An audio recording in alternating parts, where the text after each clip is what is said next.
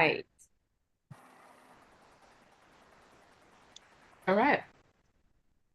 Welcome all to this first of two artist conversations we're having for this rubber bands. This is the fourth annual exhibition of ekphrastic art making. Okay, so the rubber bands is a coalition of three women, myself, Kaula Naima Nuruddin is my name, Taina Darabille, and Cherie L. Greer.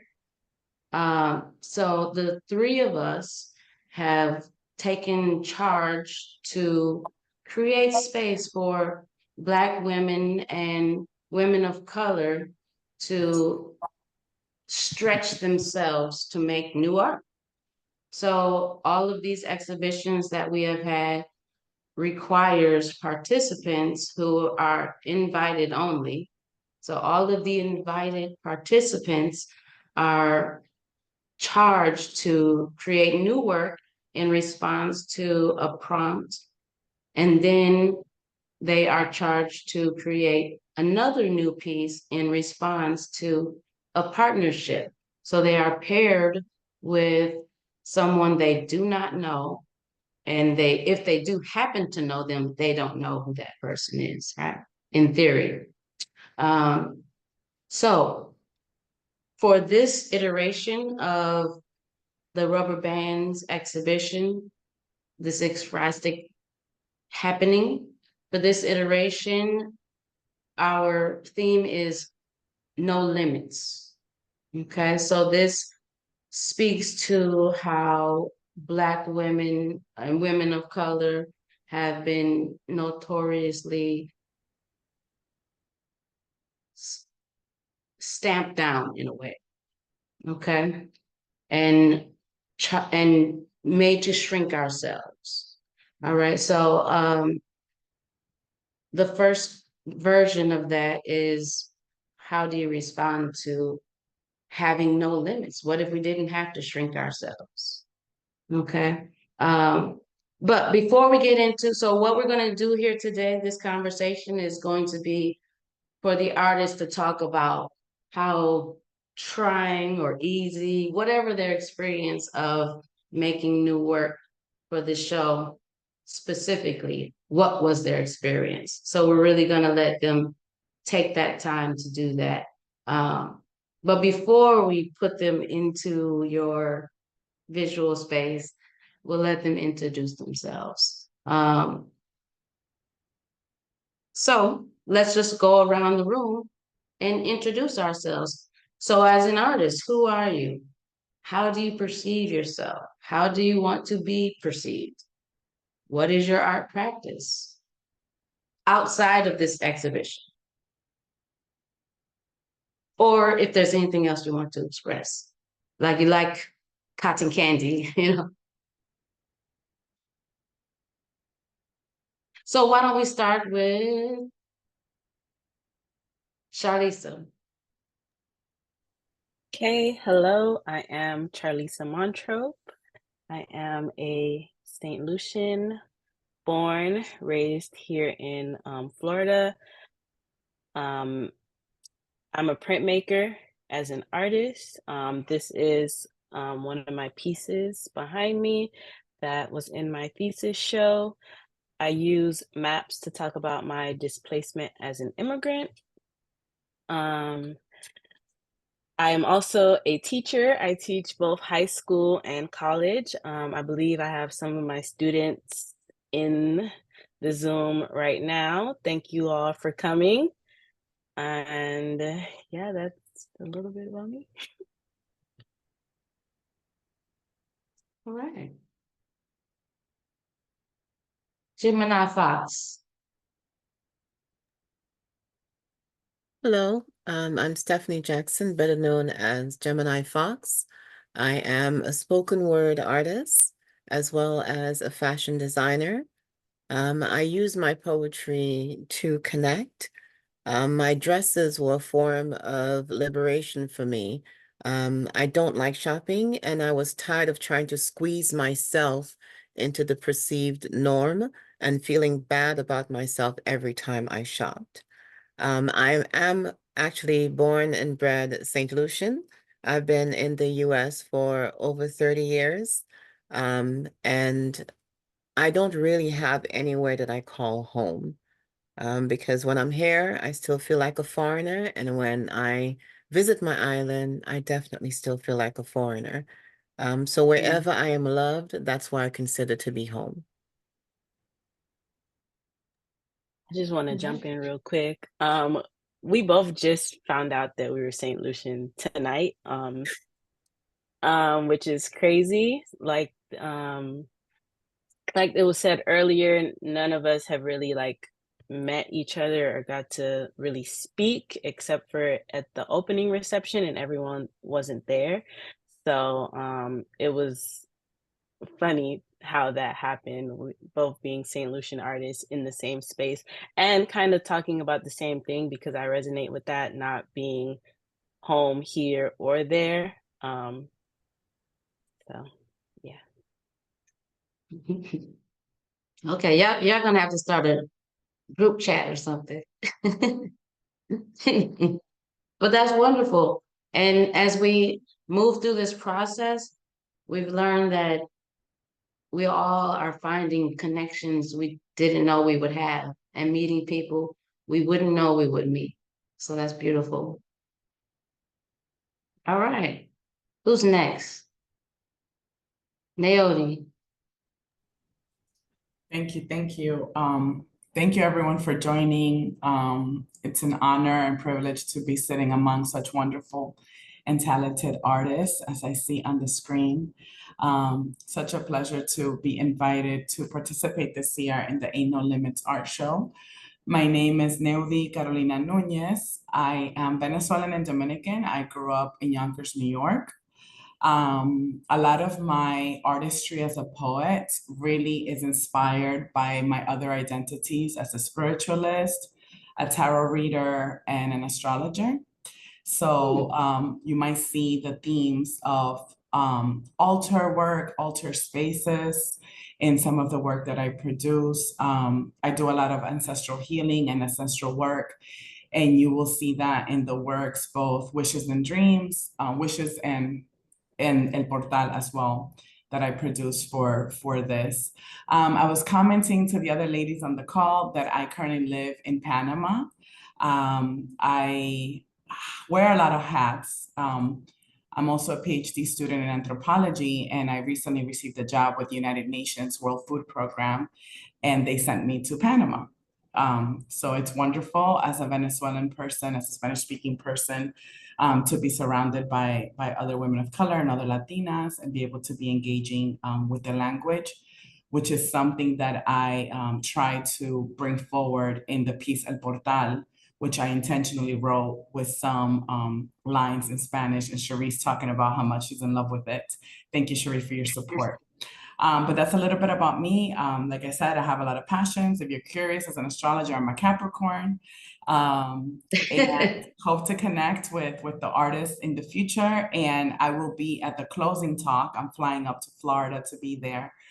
So looking forward to connecting with everyone. Thank you for the space, and I look forward to learning from the other artists. Awesome. Awesome. Last but not least. Hi, everyone. My name is Shauna Moulton. I'm also a multidisciplinary artist.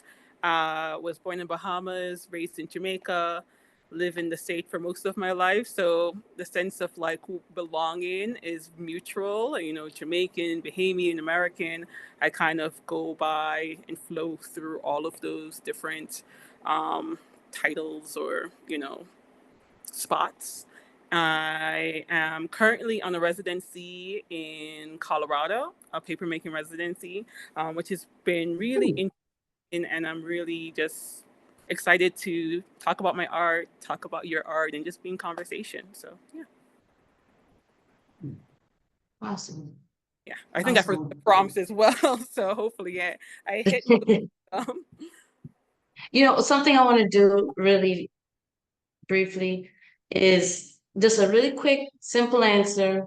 Something I'm also an educator, and something I like to do in the classroom is just to get people to get into a space, is ask on a scale of 1 to 10. Sometimes it's how are you doing today? But you can't do 0. You could be doing terribly, and that would be a 1, okay? But on a scale of 1 to 10, not how are you doing today, but how was this process? Scale of 1 to 10. Just take one moment. 5, 4, 3, 2, 1, and we'll go reverse. So Shauna, you're back on the hook. On a scale of 1 to 10, how much did you love or despise this process? 10 being the highest of how much I loved it. 10 is the high, 10 is the top. All right, I'm gonna go and One more. get it at 10.5. Okay, I really loved the process because it was cool. I've never done anything like this based on a prompt. Usually, I'm just in the studio creating on what I'm inspired by. So to have a prompt was very different and cool for me. And also knowing that I was working with a poet, which as a visual artist, I have the most respect for written work because I know that's really hard. So to me, it was a really cool process, and it's my first experience. So yeah. See, some people, see, artists, they don't listen. And they don't check their Oh, I didn't emails. hear it. What did I I say? said, quick, just your number. Just Oh, your quick, number. quick. All right, 11.5. Because we're gonna dig into that. But just Okay, real quick, boom, what's your number? I'm a 10. See, 11.5. she had to do the most, right? 10, 10, All 10. right, which is what I love. And that's why I'm glad you were a participant in this exhibition. All of you. But okay, boom. Just your number, guys. Scale of 1 to 10. Nailed. We're going in reverse.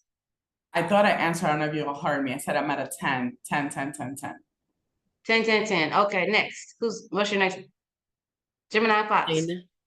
I was a 10. 9. Oh, 9. Okay. Ooh. That'll be revealed later. Charlisa. I'm at like a 7.5. Ooh. That'll be revealed. Okay, so now let's go to the reveal. So Okay. we're going to dig into your individual works that you've made and talk about why you have your numbers and where they came. Okay? All right. So Taina, our master of computers, is going to guide us through this and let us talk about the exhibition just for a moment. It is up. You can see there from it's open now for viewing. The Spady Museum hours are from 11 to 4, Tuesday through Saturday. And then we have other events throughout the week. So just check the calendar for that. And we definitely want to honor and respect our partners who have, our sponsors who have made this possible. Of course, the Spady Museum. And then you can see there the other sponsors who are local and national who have made this exhibition possible. All right. Now let's get to the business. This is what everyone came here for. All right, Gemini Fox, you are first. So we're going to talk about your first piece. Well, with the first piece, I chose to think about, as a woman, everything that is assumed about or expected of me. And the limitations I felt that my body had after childhood and with aging, and just think of myself and everybody else in my situation as limitless. So that was the gist of this particular poem.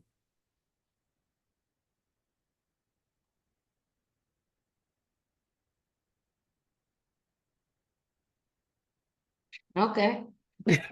Okay. So what was it like to come to this using the prompt?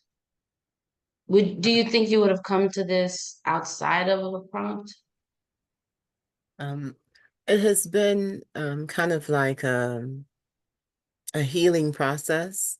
I've written some poems, but only within the last, I'll say, 5 years, where I've directed poems to myself concerning myself. It's usually how the world around me impresses on me and how it impresses on others. Um, but I've been working on writing about myself. So as soon as I received the actual prompt, the poem just kind of spewed out of me. Mm, mm. And that's interesting because if one of my favorite segments of this poem, and I love it.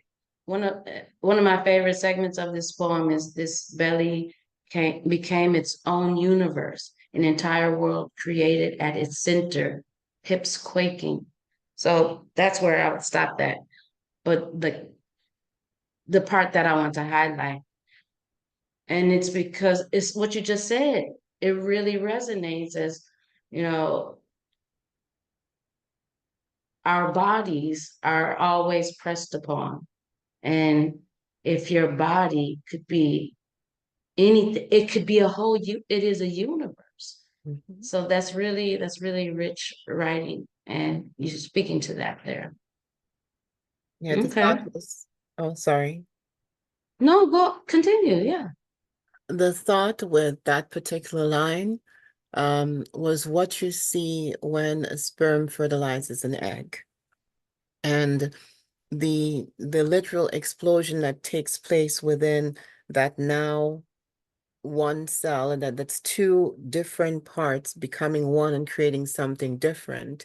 The Big Bang is assumed that something happens within the universe and it explodes and multiplies, and out of one comes many. So out of these two cells, many cells are created that create something totally different.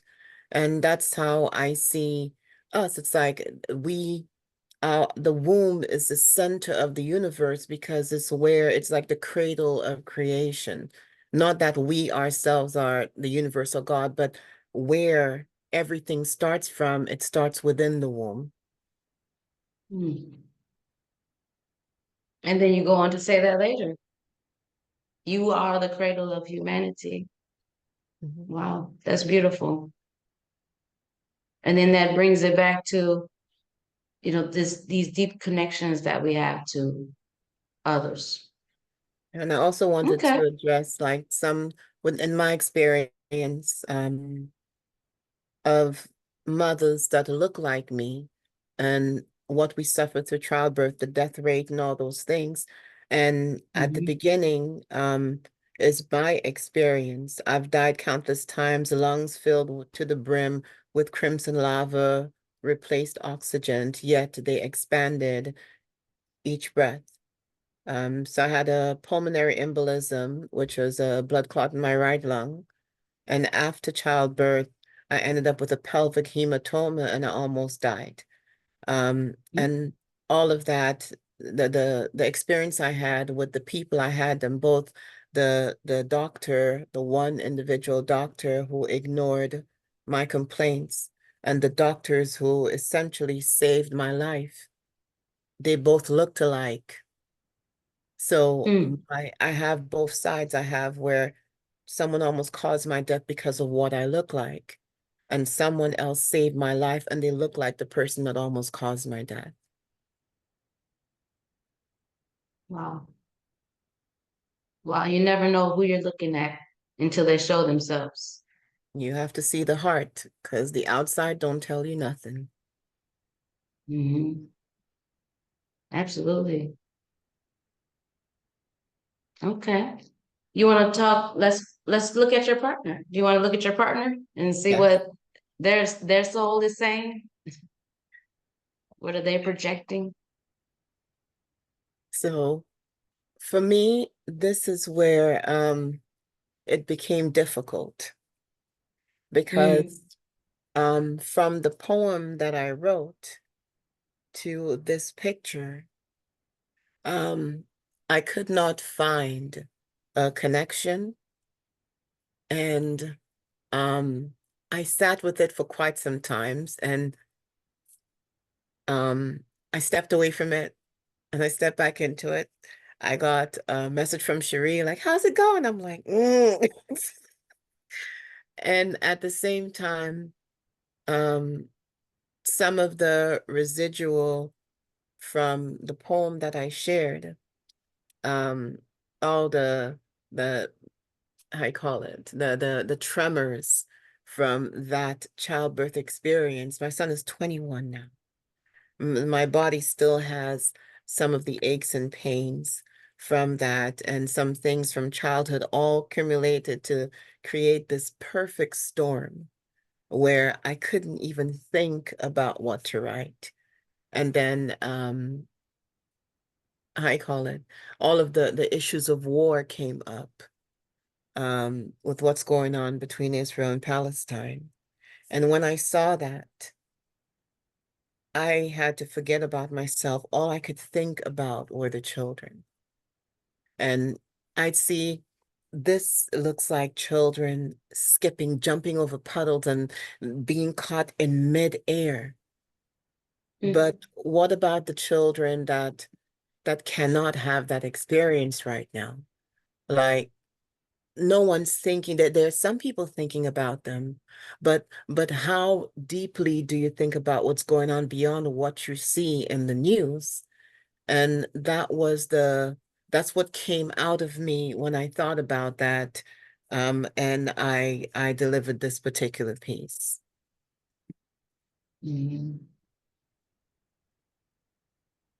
That makes sense where you speak to, and it's kind of connects with the title of the piece, Child's Play, Small Acts of Rebellion, to play when there's so much going on in the world that, doesn't really inspire play. Yeah. So which of you could elevate from the noise? I see it. I see it. Wow. And Thank then you. you're welcome. And then the line, Oh, hopscotch over blood of kin. There are children who are playing in dormant war zones.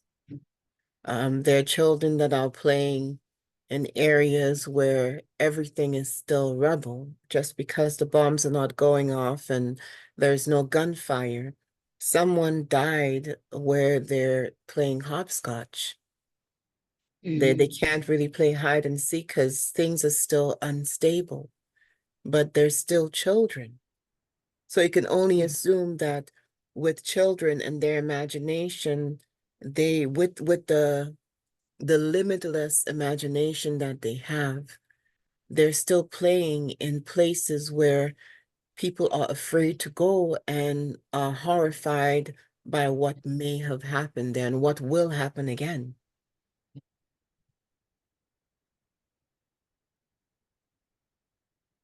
wow. Okay. All right, let's go to the next. All right. You ready, Professor? Actually, in my background, I you can see am. that piece there. Oh yeah, right over there. I'm in the Um, museum. so the original prompt, I think, was the easiest part for me. Um, Ain't no limits. So I just thought of it as limitless possibilities, so limitless things that you can create. And recently, I've been wanting to take my work in a different direction, still using maps, but still using myself as the basis of the work and striving from my identity. When I was in grad school, I was doing a lot of work about hair. The people that know me personally know that I change my hair a lot. My students have only been with me for 2 weeks, so they've seen me with the same hairstyle, but they'll know as the months go by that it's gonna change. It's gonna look different. So that's something like important to me, and I started talking about that in grad school, but I didn't really have the message, and I was still trying to figure out who I was as far as that. But I did a small series called Don't Touch My Hair after the Solange song. And at one point, one of my classmates she was an older lady, also white. One day we were walking in the class and she said, "Oh, I know you talk about all these things, but can I touch your hair?" And I was like,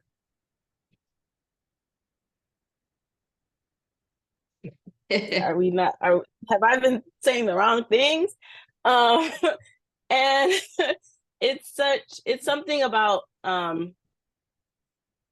my identity, right? It's a part of me. So just like the maps is something that I use to talk about who I am, both being a Florida girl and a St. Lucian, I wanted to start to incorporate myself in there a little bit more. So my way of thinking is starting to use my hair as those maps of my identity, and also rooting all of that into culture, which is why I called it Rooted Journeys, because I'm also thinking about back in times where, and still probably today, where Africans use braids as patterns of maps, and the slaves did braids as patterns of maps. So that's where I'm thinking where I was going with the Ain't No Limits prompt, the possibilities of the pieces being limitless, and this being the first of a series that I want to create as far as the hair and the maps, and continuing to talk about my identity. Mm-hmm. You know, it's interesting that I didn't until you until you expressed these things, because we've never talked about this work. So this actual piece. So until you said that, now I'm kind of seeing a figure. I see a figurative thing happening. But you know, as human beings, we always try to apply ourselves to everything, you know. But I kind of Yeah, see a figure I now. wanted to And keep it, yeah, yeah, yeah. I wanted to keep it very subtle. So you really have to take some time and look at it and analyze it to see the figure. It's not something that's just going to be in your face. The original pieces were very much in your face, but I kind of wanted it to be a little bit more seamless and subtle this way, Hmm. make you look at it a little Nice. longer. Mm-hmm. Mm-hmm. Wonderful. Okay, and we see how the hair is coming off of the frame, Yes, the space. Yeah, yes. so okay. Don't get me started to analyzing. Let's go on and look at your response to your partner. Okay, so mother's orders. I think this is the reason why it got a 7.5. I think the hardest part was responding to someone else's work. I felt like it was kind of far off from what I normally do in my work. So, but I still wanted to incorporate myself. So trying to figure out how to create my maps and put me in the work. I guess I'm a little self-centered like that. It's about me. Uh, so just trying to figure out how I wanted to, one, execute the work, two, um, what I wanted to do it with. Originally, like you said, artists don't read, visual artists anyway. So I read the parameters and then I forgot about it. So I wanted to make like a 36 foot long scroll kind of thing. And then I went back and I was like, wait, I feel like this had some parameters. So I went back and read and I'm like, oh, it can only be 3 feet. So I was like, okay, I guess I'm gonna have to make it into some panels. This is my first time working with this Japanese rice paper. I thought it was stronger than it actually was. So as I was doing the work, creating the work, putting it through the press because it is watercolor monotypes, that was my original background. As I was putting it through my press and peeling off the Yupo paper that I used to make my monotypes, the paper started to tear. Which then I started to panic and I'm like, how am I gonna execute this? What's happening? So it was very hard. And then I broke it down into the elements. So Sister Water, as you can see, there's a blue panel. Sister Fire, there is red, oranges, and then Sister Wind is the piece in the middle. I did a lot of research as far as like the maps. So in my map work, I don't only just use regular maps of St. Lucia, Florida. I do extra research. I look at maps of weather, so rain maps, mudslides, etc. The one in the middle doesn't have a full-on map in it, but it does have the colors that are used on a wind map. So when you look at maps of wind, you see a lot of blues and yellows and browns, pinks. So I took the colors out of those. I read that I believe the more pink there is, the windier it is. So blow these ashes into oblivion. I wanted to depict that in that way.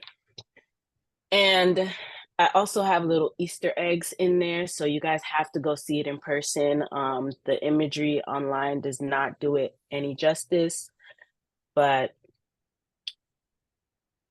that is the work. Yes, absolutely.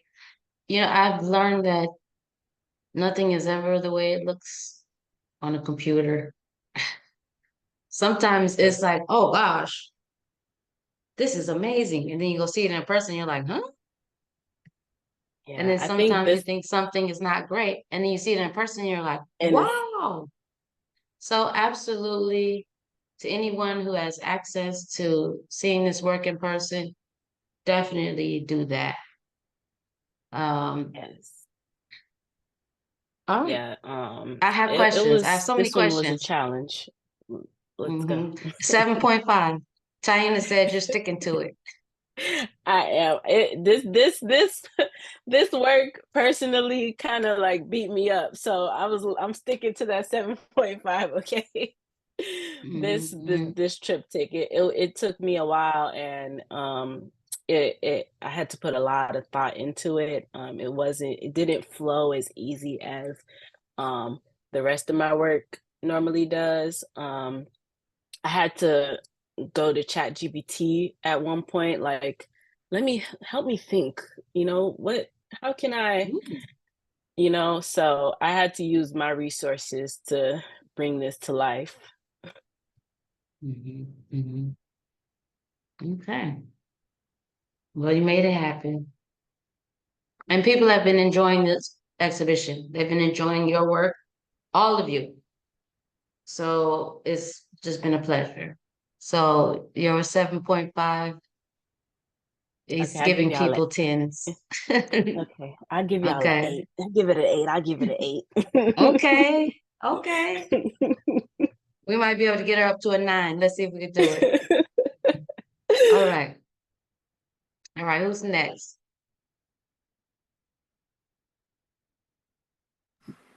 Uh-oh. You're a 10.5, right? Yes, I'm standing on it. 10.5. We might get you to a 11. All You right. know what? So tell us about your first piece. So this piece is actually a cast of my face and my feet. It's titled In the State of Flux. And when I got the prompt, like I said, I'm in the studio and I'm just creating based on what I want to create. So I really love that freedom. But this was the first time I was responding to a prompt, and that was a challenge. And I like a challenge every now and then. And so when I heard Ain't No Limits, I thought of what is limitless other than space and time. And this also was in conversation with some of the works I've been doing previously.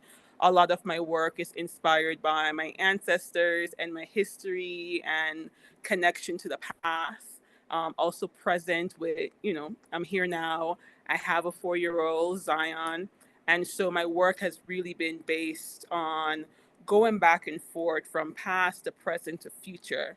And when I heard of Ain't No Limits, I think of the future. I think of now as well, in getting there to the future of being limitless, having no set of boundaries on myself or on my daughter. And I know we don't live in that world right now. We all know what's going on politically with women's body and just the war and just kind of everything that's happening. And sometimes is very overwhelming, and you just want to, or I just want to hide under a rock or get in a spaceship and fly away more so. And so that's what this piece is kind of inspired by. And I really don't like to talk about my work. I like people to really tell me what they think about it. But since we're via Zoom and we're not in person, I'll just go ahead and kind of let you know about my mental space when I was creating it. I was thinking of not creating the full body. Well, one, it's very challenging, but two, the idea of space. There's so much space in between the head and the feet. You don't see the arm, you don't see the torso, you don't see the thighs, the legs, but we kind of, we're human. We know how to kind of fill that in. And I thought that was really cool how people would automatically just fill it in, and that made it feel limitless to me. So that's all I'll say on that piece, unless anybody have questions. I don't want to talk too much before you Oh, Kanye well, West and me. we will Okay. definitely have the space for Okay. questions. You guys can question each other, and we'll probably take a couple of on internet questions as well. Okay. And then I have so many questions, but Okay. but yeah, absolutely, we're seeing that you speaking about that limitless quality of the in between Mhm. is really resonates. It's like it's clear, and the possibilities, though, now we know that that's your face. You took a mold from your face and your feet. Yeah. Now we know what size shoe you wear. Okay, but though we know that now, we Okay. don't we really don't know what's all in between. And that's really speaking to the space of all the possibility that a human can be, and that can happen when we talk about our bodies creating universes, right? Yeah. Like Yeah. Gemini Fox said. So Mhm. on the base is actually a wooden panel. So it's a sheet of wood, and then the feet. I don't want to get in detail, but I am. Kind of resonates into two things like water and even the sky and also space. So I was thinking about all those things when I used the color, and then it's also you can't see it in this photo. So definitely go check it out in person. It's glitter, so kind of shines and kind of beams, and you kind of could look at it for a while and just see different things to kind of Mhm. yeah. So we could go to the Mhm. next piece maybe. Mhm. Yeah. Okay, so let's see your response to your partner. Yeah.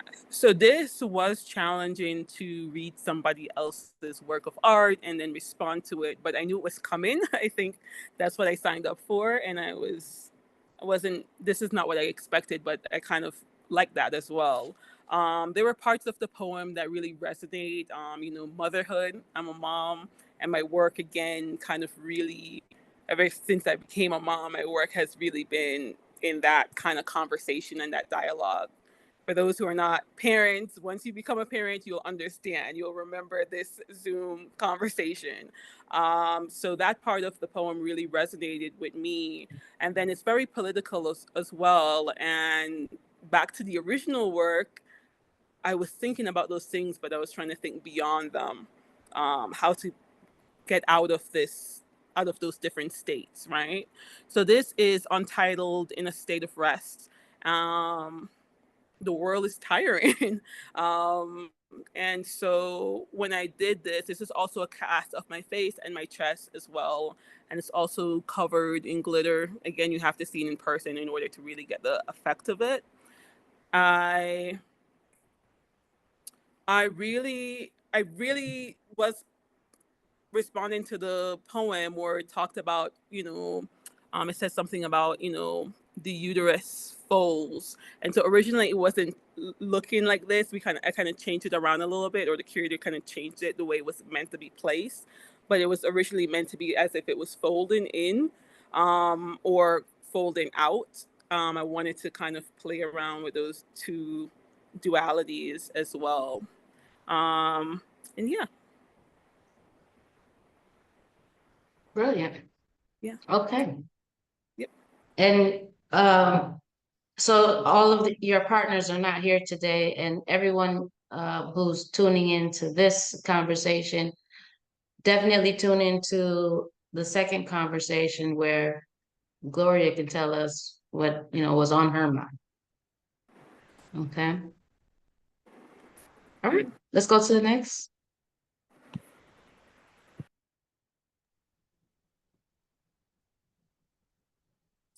This is her first piece. You ready to give us the business?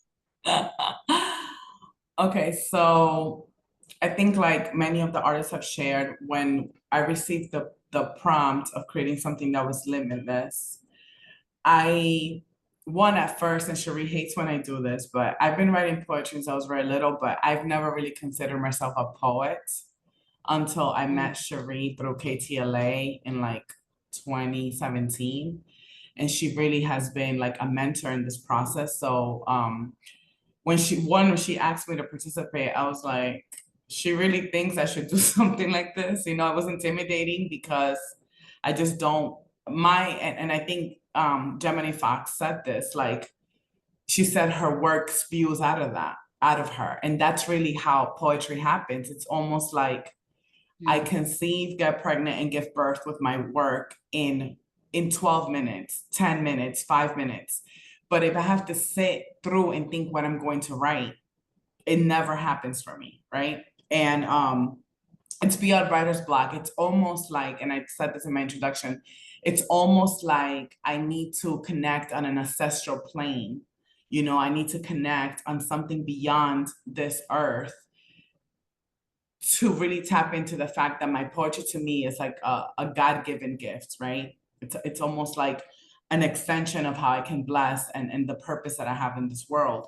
So when I received the prompt after my surprise that I was being considered like as a participant, I definitely was like, okay, when do I feel most limitless? Like, when do I feel, like many other artists have said, like infinite space, nothing can hold me down.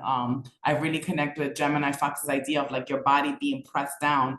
I think the same thing with our creativity, in our day-to-day jobs, like transactional interactions, like we're always oppressed out of our creativity.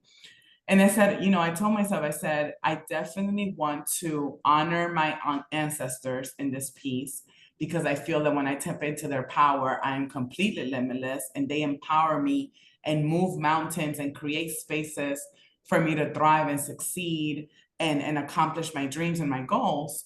So I said, I feel the most limitless when I'm praying. I consider prayer to be the most intimate form of wish making. And when I pray, in between my prayers, I tend to have these small little conversations with both my grandmothers that have passed, which I named them in the portal, Estela Núñez and Yolanda Virginia Campos Manzanilla. So I told myself, how is it that I could Thank you, Taina, for highlighting that. I'm like, how is it that I can reflect my limitless identity? And I said, okay, as I pray, I feel like what I'm having is these whispered, very intimate conversations with my grandmothers. And whispers and wishes came out of that sentiment. I don't consider that that I had a true process, and I told Cherie this when she was checking in how I was feeling about today's talk. And I have to be honest, the reason I can't claim a process is because it's super organic and innate. I waited, I think Cherie checked in on me just like Gemini Fox said a few times, like, how's it going? And I kept telling her, you'll have it. I just kept saying, when is the deadline? And I swear that the night before it was due, I told my grandmothers, I said, I want to do something that speaks to the connection that I have. I know you're gonna give me something, and I'm just gonna sit in silence and wait for it to come to me. And this piece was born. I swear to you, I think it took me 3 minutes to write this piece. It comes out The like second one piece. vomit. Yeah. Yeah, the Your first second piece? no, Yeah. the first piece. The first. They Okay. are the muses behind most of the poetry that I've been writing now. And I think it's aligned with the fact that in 2019, I really grew into my spiritual identity. I launched my own business, Capri Love Astrology, and I know I tap into my grandmother's, particularly Estela, who was a tarot reader for over 40 years. And thank you, Taina. That's how I feel. Like, I am a channel, right, to the sentiments and emotions and feelings and experiences that my grandmother still want to live, and that they still live on the ancestral plane, on the soul plane, right? So when I write that line, my walking thoughts have not served me, that is where I'm highlighting these distractions in the day-to-day, these transactional interactions where our waking thoughts, what are they there for? Right? At times they distance us from the possibilities that exist within our own non-physical bodies, which is why I was so connected to Shauna's piece. When I went in person, when she's telling you that it's glitter, I felt that in some way, Shauna had captured that limitless space in the distancing. And then the glitter, I felt that it was not the Milky Way, but a galaxy that she had created that was encompassing, you know, what I'm talking about in my own piece, when I'm talking about to be ascended into the heavens and guided above the horizons where time does not exist. And the celestial clouds birth magical new ways to be, to exist, and to dream. To hear that Shauna was trying to emulate a womb, to hear that Gloria wrote about motherhood, and I was talking about birthing magical new ways of being, that's why I'm at a 10, right? Because in some ways, I believe that all of our ancestors communicated on this plane and guided us down the same path. And it's such a beautiful process to see and to validate that when people pass on, they're always there with us in everything that we do. Whether you're deeply Christian and spiritual and believe in God, or in a true source, whatever you believe in, that energy manifested itself in the beautiful pieces that we've created. So that's a little bit about whispers and wishes. And, you know, I can talk for days. That's my other thing. I have to get the gap. So we can move on to the next one, because I also want to honor time for questions. Thank you, Candy. Yes.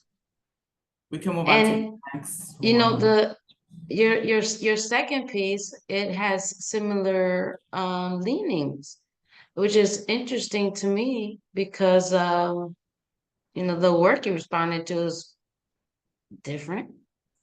Yeah. All right. So tell us about it. It's different to the naked eye. I didn't have the same experience that Charlisa and Shauna had. And I think Gemini Fox mentioned that, where like when they got the piece, they were like, oh, that's not what I was expecting. I think because I have this lens right now with the spiritual identity, that the minute I saw it, I saw a portal. I saw that little small line that is sitting, you know, not quite in the middle of her piece, of Tracy Ann's piece. And when I saw erupt, what I told myself was, what if when we cross over through a portal, we erupt into a million pieces and a million ways of being in a limitless way? What if our soul just becomes like a spectacle of beautiful little cosmological cells that live within us and just become part of the universe? So I was like, I want to erupt through a portal. And then I was thinking a lot about, again, whispers, wishes, prayers. And I said, if this was a portal, how do I connect with my ancestors? How do I get through the other side? And for me, my altar is my portal. I know that the altar is what bridges the gap between the living world and beyond. So I took the liberty to seeing Tracy's piece as a portal. I also, even the braid that she has around the piece, imagined to me that if I tugged at it, I could actually pull the portal open, right? Like I experienced her piece. It wasn't just looking at it. I imagined myself, how do I walk through this door to embrace my grandmothers, to connect with them, to bring forward their own voices that still exist in another plane. And that's where El Portal is born. So I'll read a small piece. It says, I like to pray in company with all photographs of familiar faces that I have distant memories of. Each of them holds their gaze, staring at me with purpose and directing each move. Voiceless, yet the message is loud and clear. And that was me honoring when I had prayed to them. I'm like, this piece is due tomorrow. I need you to come through with whispers and wishes. And I heard it, and I wanted to, in some way, I wasn't only responding to Tracy Ann with my poem.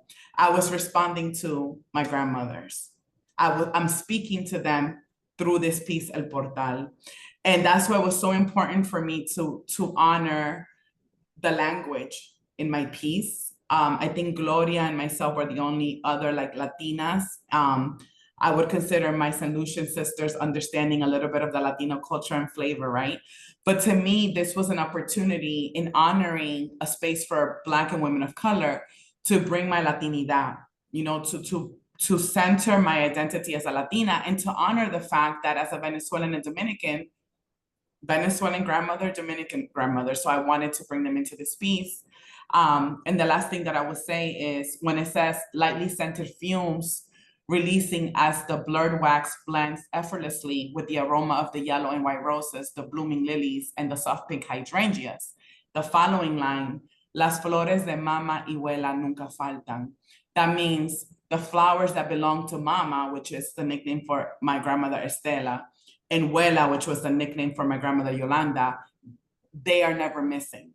And that is something that I do every Sunday. I have some kind of floral arrangement that I set up for them at the altar. And the altar is my portal to connect with them endlessly and infinitely. And that's how this came up, you know, and I want to share something. When I went up to the exhibit sometime in April, I couldn't make it for the actual opening. Tracy Ann was working at the museum and she was like, tell me about your process. When I told Tracy Ann this, her entire back, she got goosebumps. And she said, it's wild because when I was working on my piece, her mom sent her a picture of her great grandmother who had really long hair. And I told Tracy Ann, your great grandmother connected with my grandmothers.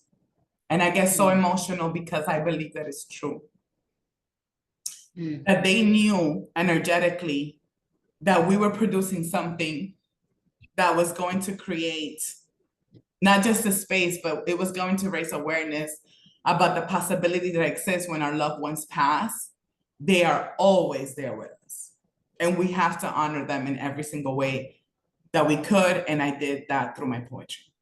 And I'll leave it at that. Thank you. That's beautiful. So you created something with a stranger who you're connected to. And then your grands connected you so that you could do what you needed to do. And now what you've made, I get excited about these things. And I see that you got emotional, and that's what I love about what we've done here and what you guys have shown up as artists to do is really participate. You know, you didn't just make something and give it to us, right? You really did the work. And maybe we can get, you know, Charlisa into a 9 after this conversation. But you really showed up and participated. And all of that interconnectivity cannot happen unless you know, like Shauna, put your feet on the ground, you know, and then allow your head to go into the sky, right?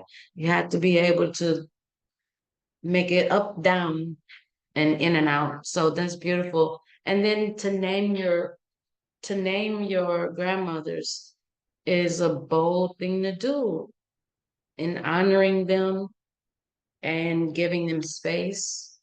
So that's beautiful. All right. Thank you for sharing that. And I'm so glad that you took the time and space to come see the exhibition, you know, traveling all around up and down. And hopefully you can come back for the closing. Maybe. All right. What we have next? I think we have a little space for questions though. So if we do, not really. So we do want to be respectful of time. We have like 0 minutes left. But we definitely want to tie in if you see a question that is pressing. But I also would like for you guys to, if you want to say something in closing, let us know that. And Yeah. Cherie is saying something and Yeah, it went Paula, away. let me hop in real quick. So we actually have Thank till you. 30, we have 30 minutes more. Because of the fact, yeah, we realized that when we do these for an hour, it's like it's not enough time. On the So half. think we have 30 minutes more. And I did have a couple questions. And I am going to ask one. So this one is for Charlisa. So when did you realize that you wanted to focus on art and specifically use maps? So when I realized I wanted to focus on art, I guess I realized for myself when I was at like New World when I got to art school, but my mom actually chose this career path, which as a Caribbean mother, it's a little shocking, right? Um, my mom, when I was graduating high school, she asked me what I was going to study, and I had no idea. I loved art. I think it's the only thing I was really good at. So she was like, "Okay, well, you're gonna study art," and I was like, "Oh, okay then, cool." She saw the passion, she saw the potential I had, and I just kept going. So I did 2 years at Miami-Dade. From Miami-Dade, I applied to New World School of the Arts. I got in, which was shocking to me. Again, still not knowing that I could be an artist or this was something that would become a career for me. Um, I had a lot of self-doubt when I was at New World. Um, a lot of artists are very like philosophical and theological, and I was just making beautiful things at the time. So I wasn't sure where my placement was in the art world. Um, After undergrad, I took a year off and I applied to grad school on a whim. Again, my mom encouraging me, thought if I told her that there were grad school opportunities last minute that I wouldn't have to apply, but I had to sit down for a weekend and apply to 7 different grad programs. And I did. I got into the University of Miami where I went on to study printmaking. I learned about printmaking my final semester at New World. and I fell in love with the process. I was a drawing major at New World, which I like drawing too, but I just didn't like have my heart in it. So I learned about printmaking, fell in love with the process, jumped into that. As far as my maps, went into this during COVID. So my second semester at is when everything went into lockdown. I was still trying to find my voice my first semester was very experimental. My second semester, it's like you don't have to get to where you want to be yet, but your second year is kind of when you go up for candidacy. So I was trying to figure out like where my work was going. And then I started going home a little bit more. My first time back in St. Lucia was in 2013 for a funeral.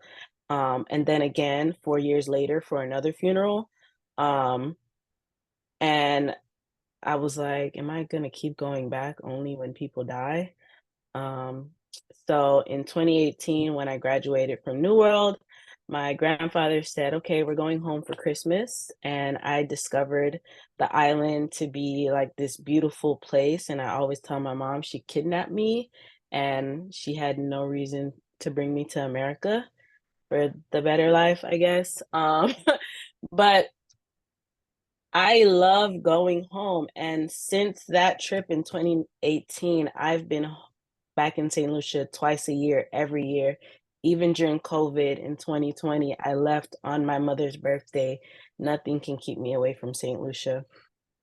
But yeah, going back home more, discovering new places. I never knew where I was at, so I was always looking at maps. Originally, I started using just the frame of St. Lucia, but it was too, it wasn't subtle enough for me, right? You could look at it and say, okay, this is St. Lucia. What else? Right? I started to use more maps of St. Lucia, but still using like the maps with all the names and all the titles, everything. But during COVID, I had to change my process a little bit. I didn't have a press. I didn't have space to do any screen prints. So I started using DOS transfer, DOS art, like transfer tape, I guess. Yeah, transfer something. It's basically a photo transfer process. So I started using that photo transfer process. And because I wasn't doing it the way I was taught, or I guess the right way, my imagery wasn't coming out.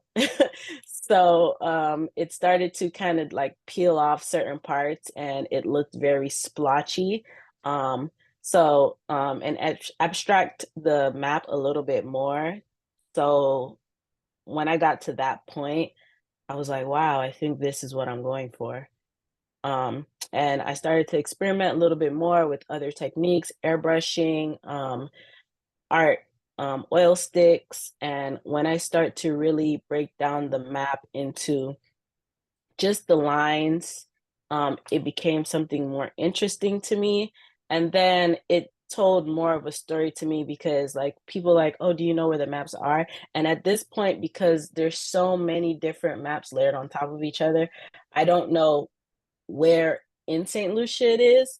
But I do know that the more organic looking maps are always St. Lucia. The more geometric maps are always Florida, because Florida looks like a grid. So that's really what I can say. I love the vibrant colors that I see when I'm home. So I always try to make those vibrant colors in my work. And as far as how it got to this, when I realized how much I was deconstructing the maps and how I liked that imagery, I started to do jelly plate prints. I did a series of 100 plus jelly plate prints, just to figure out, and they were like small 9x12s, just to figure out how I wanted it to look. And then when I finally got this like sweet spot, I started to digitally print on top of my traditional printmaking work. And I got these. And ta-da. And that's actually, I don't know if you saw it in the chat room, but that actually you just answered a question that was sent into the chat, which is how you make your material choices. So, we're learning about your process. Um, and sometimes obviously your process is dictated by what you have access to. So you Yes. actually answered a question out the chat. So I'd like to pose that to the others. And even for a writer, the way you design your words on a page, that is relevant because you might have blocks of text or you might break it up, so how do you make these choices for how you're going to create something for people to view? And even with your writing, that is a choice you're making. So tell us about these choices you're making when you choose what materials you're going to use, when you choose how to design the page. Who would you like to? Gemini Fox. Oh. Mm-hmm. You're on deck. So when it came to the first poem, I had to decide what would be the subject matter. I find that I already speak in metaphor and in double entendre. So I wanted the words to be understood, but I didn't want them to be plain. I wanted imagery to be the center of it, like Cribs and Lava, Universe, Cradle of Humanity. I wanted those words that have been used before, and those terms that have been used before to all come together to paint a picture. And hopefully have the reader understand what I was trying to express. But I don't write. Everything just kind of came out the way that it ended up on the page. I only checked for grammatical errors, and I checked to make sure that the metaphor had the understanding I wanted to deliver, and that the meaning of the words delivered what it was not opposite from the meaning unintentionally. So that was the only thing that I really did. Okay. All right. Sean, what about you? How do you make your material choices? It's so funny. I'm gonna try to say a short story, but a little bit on just I've always been interested in figure, and I started by drawing a lot of anime characters and wanted to be a comic artist. And then I went a more traditional route. I went to the Pennsylvania Academy of Fine Arts in Philadelphia. If you know PAFA, shout out to PAFA. It's the first art school and museum in America, so very traditional. And I was really interested in, after I took a clay ceramics class, I was interested in 3D work and working with clay figures, that was just blew my mind. And so I did it, and it was expensive, and I tried to cast it in bronze, and it was dangerous. And after that, I kind of just pivot to casting in paper. And so that was something I discovered on my own, which, when you discover a medium on your own outside of class, it's always more fun because you're, you know, experience it for yourself without hearing your professor or your teacher's voice in your head. So both pieces are not made out of paper. They're actually made out of plaster. And then glitter is not a very traditional fine material. People do not like glitter, but I was just drawn to it. I'm like, how can I make glitter cool again or something like that? And I played around with it. And again, I just saw so much different things in that medium, and it resonated so much with what I was trying to say on going to a different plane, just something different, or something beyond what we normally experience. I'm glad that people who saw it in person kind of like related to what I was going for, that doesn't often happen, but when it does, it's pretty cool. So that's how I decided to choose those mediums. It's just been a long line of trying out different materials through my whole career, from paper, drawing, sculpting, and yeah. Mm-hmm. Mm-hmm. Okay. Okay. What about you, Naomi? I think that the intentional thing that I do is I value a lot just blank space. Just if I used to do my poetry, I had to handwrite it.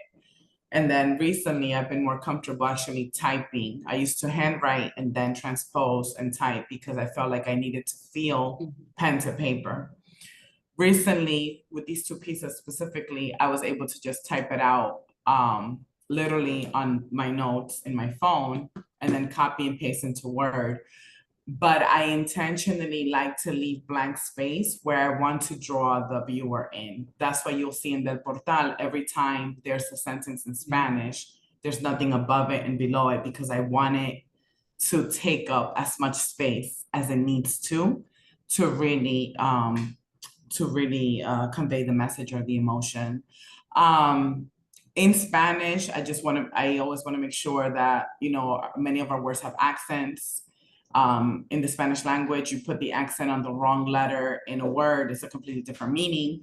So as Gemini Fox mentioned, looking at grammar, I have to look at Spanish language grammar too. And knowing that sometimes sentiments in Spanish don't translate to English. So that line that I said, las flores de Mama Estela y Abuela nunca faltan. If you've read it in Spanish, it's like, wow, they get flowers all the time. But by the time you translate it, it's like, all right, they get flowers. You know what I'm saying? So like, I always want to give space, even if it's a person who doesn't speak Spanish, that they could see that and be so intrigued by the space they're taking to maybe even Google what that line means and experience it for themselves in how they're translating it. So that's typically what I do. The type of poetry that I don't appreciate is anything that's requiring me like haikus or like a particular stanza. I don't like stuff like that because I'm a very intuitive writer. It needs to spew out. And if it spews out where one sentence is 6 lines with 7 commas, that's how it's going to come up on the paper. And I'm okay with it. Which is why, although I have a bachelor's in English and a minor in comm, I don't think I could have done English writing or poetry as an actual degree because I didn't want Anglo-Saxon men telling me how to project my Latina Caribbean feelings on a piece of paper. Like I wasn't going to do that. I wasn't going to give them that much power. So sometimes I write something and it's a wrong sentence and that's just the way that it needs to be. And I'm intentional about honoring the process of how I'm giving birth to the words on the paper. So that's an awesome question. And you know what's interesting? Thank you for that. You know what's interesting is that earlier you mentioned that you didn't expect to even participate in a process like this. You're like, what? So now you have to conceive of how you're going to engage in it. And Cherie, who you said has been helpful to you throughout this process, she actually asked a question, and this is a question we're going to pose to everyone. So out of this process, what was most surprising for you? What was, if anything, what was most surprising about your participating in this ekphrastic process? I'll be quick, and maybe we can go, loop around again. One, the fact that I was asked to participate. If I can be transparent in this space, I always get nervous, although I'm a woman of color and a Latina, being perceived as taking space away from Black women. And I want to say that out loud. So I'm like, what the surprise, and then the second thing is like, okay, KTLA, women of color. But I'm like, and then I looked at the Spady Cultural Heritage Museum and saw that it's deeply rooted in Black history. So I'm like, okay, it's almost an honor as a non-African American, as a non-Black woman, to be able to share space with Black women who historically have been silenced in their work, right? So like that was also a surprise to be able to be considered in some ways in that level, in someone who would appreciate agency and space and voice like we had in this process. And then the last thing that was most surprising was when I went to the museum and read everybody's pieces, literally seeing how we all had a thread. Like I was thinking it would be so cool if we could just take some yarn and stand at our piece and then walk to a piece of, that connects to ours. And then that artist walks to a piece that connects to another one. And you're going to see that everything is threaded. Like I saw my work and inspiration in Shauna, in Gemini Fox, and in obviously Tracy Ann's work,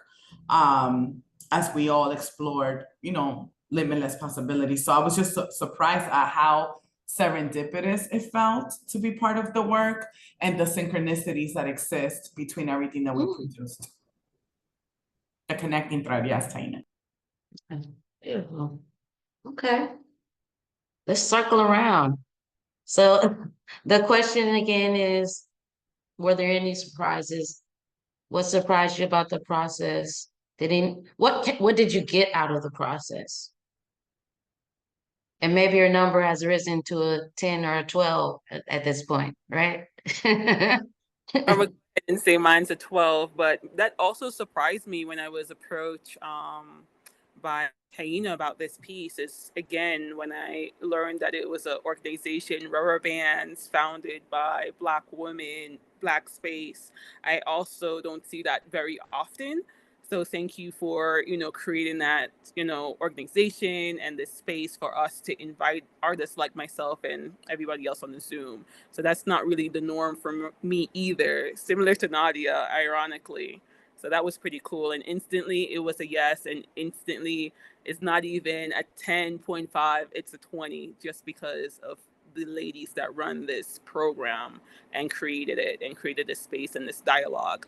I went to a school by traditionally like white males. So for me, knowing spaces like this exist, of course, it ain't no limits on how I am so grateful for the opportunity and the conversation and just the fact that you made it. We're here. We're in the space. We're talking. This is cool. This is very dope. So yeah, that's my surprise wow moment. Okay. What about you, Gemini Fox? Were there any surprises for you going through the process of making 2 new written pieces? The distance between the pieces, as far as from talking about myself and my experience to imagine the experience of someone worlds away. And the part that my the artist I was paired with, the part that they played in that with the photograph that was entered. I was surprised at how difficult it was to write a poem based on the piece of art that was delivered. I don't usually write from prompts, but I believe that anything can impress something upon you out of your experience, so out of second or third hand experience where you can find something that comes out of you. And nothing wasn't coming out. I got scared and I didn't want to tell Cherie how scared I was, like nothing. Like, and I'm like, why isn't anything coming out? And I realized that the first piece of work that I offered came out of this place of emotion and firsthand experience. But I had forgotten about the joy of childhood. My children are 21 and 26. So seeing the children skip and imagine what they were doing, it seemed so happy. But everything that I had seen what I was experiencing was not happy. And everything I was being bombarded, news, Instagram, people want to talk and share. There was nothing happy that I could see about those children's experiences. And I'm like, I always write to what I'm feeling. And I'm not feeling happy from this picture. I'm imagining those children that are not having that particular experience. And like, I'm not trying to be dark, but like this is what's coming out. And I can only offer, I believe in authenticity. I can only offer what's inside of me, and this is what's coming out, and I hope that they're fine with it. And that's where I was with that. Mhm. Wonderful. Okay, you scratching your head. Thank you for sharing that. And you know what? It's really wonderful that you took the time to make sure you were being authentic. And I think that that is across the board has happened, you know, and sometimes when we're being our authentic self, we're going to, it might go a little dark, Mm. you know, or you might think something a little dark is a little happy, you know, so it's wonderful that you just really like went with where it took you. I really wanted to Yeah. write something happy because I'm like, children are skipping. I'm like, but that's not what I'm seeing.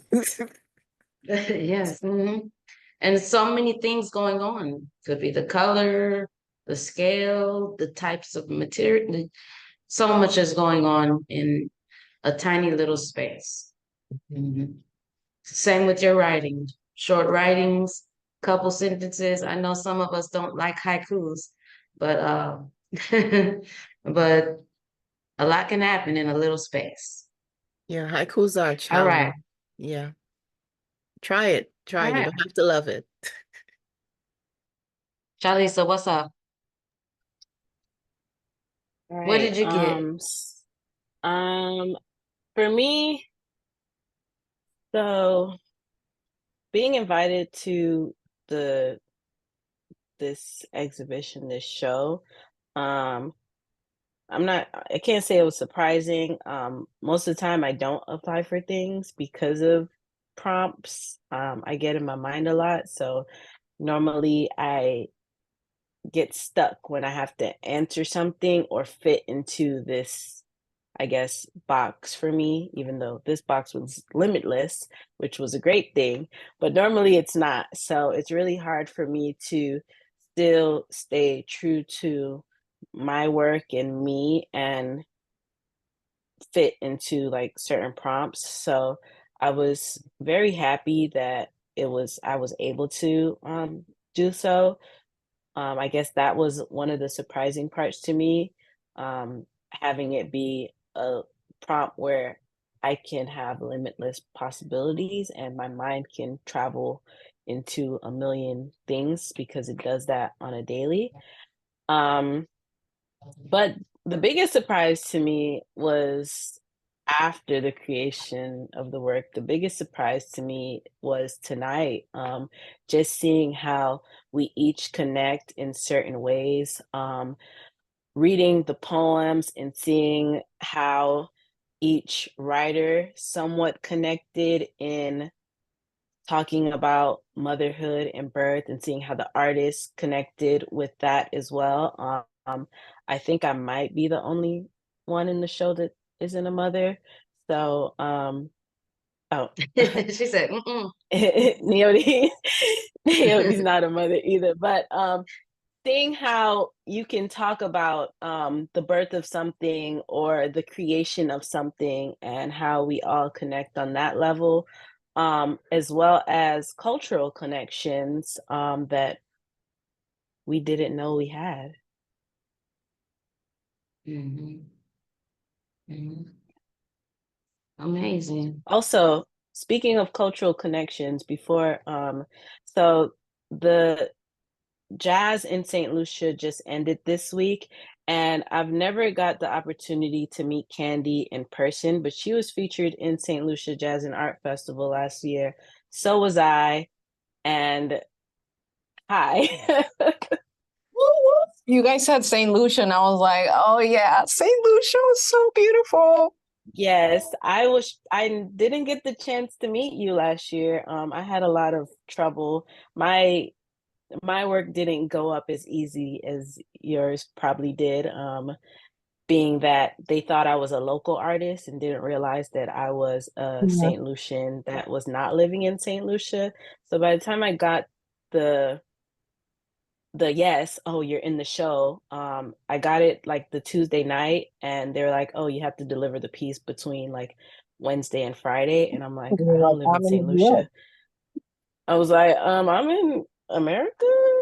And I was about to just say, no, I'm not going to do it. But I took the first flight out to New York the next day, then took the first flight out from New York to St. Lucia, and I made it happen because that was my very first international show, and that being in my home country, That's I right. had to be a part of it. There was a lot of fight down, and I almost didn't. It almost didn't happen for me because when they opened the show, my work wasn't even on the walls because my work is on paper, so it wasn't framed because I can't travel with my work framed. Um, but I made it happen and I got to show my work. So, and I wanted to say your works were amazing and I wish I had gotten to meet you there. Thank you. We'll meet here. We're Oh, close. Yep, definitely. Well, She was it's at the show. wonderful that and thanks to Candy for tuning in. We love Candy. And Candy actually was a participant in our very first rubber bands exhibition. Um, And she was but at the opening, what's wasn't she? wonderful, I'm sorry. She was at the opening too, I I'm believe. always here to Yeah, she was support at Yeah, the I y'all, opening think ladies. I too. got Okay, God. to. But she was This a is important. participant. So this is a thing. We have, so check our website and you will see all of the beautiful Black and brown women we have had participate in our exhibitions, and you'll see Candy was one of our first ones. And we love her. She's a treat. So go to her studio and take her out to eat. Okay. And that's wonderful. It's great to hear that you are, expanding your reach, because we don't write Naodi, oops. Yeah, Naodi. We don't write to have a journal if we're writers, right? We don't write, we don't make art to have art therapy if we're artists, right? So we create our work in order to get it out there. And that's what we're doing with these exhibitions. We're making space to get this art out here so we can have these really rich conversations, okay? And connect with people we wouldn't have ever known. Or separate ourselves from people we don't want to know. That's not gonna happen. That was a bad joke. Terrible way to end the conversation. All right. But Well, with that, let's go ahead and move on yeah. and talk about what we have coming up. Okay. Thank you. Thank you so much. Um, we just want to say thank you for everyone attending. We have 2 more events before we end. I'm Taina. I was, behind the scenes. Our next virtual artist talk will feature the other 4 artists on Thursday, June 20th from 7 to 8:30. And then our closing and our curator talk where Kaula, Cherie, and I will speak, and that will be Friday. Oh, we said, I think it's in July, but for some reason I have Friday, June 27th. So we'll get back with that because I think that's the wrong date. And I just want to thank and shout out the Spady Museum, you wonderful ladies again, everybody for attending. And we look forward to seeing you next time, June 20th, for the Virtual Artist Talk 2. And thank you, Kaula, for being the host this evening with your beautiful conversation topics that were hilarious. Oh, Yeah. well, and thank you to the four of you for showing up and having this candid conversation. We really appreciate you. And it's very clear that you have been so vulnerable with us, and you've been vulnerable in your art making, and you've, tried new things, whole new processes, and, you have been giving of yourselves to this world, and we appreciate you. And this giving of yourself will be available later, recorded. So we appreciate you. And I'm so glad to have met you. And I love you. Sincerely. Thank you. Rubber bands. We've done it again. All right. Thank you.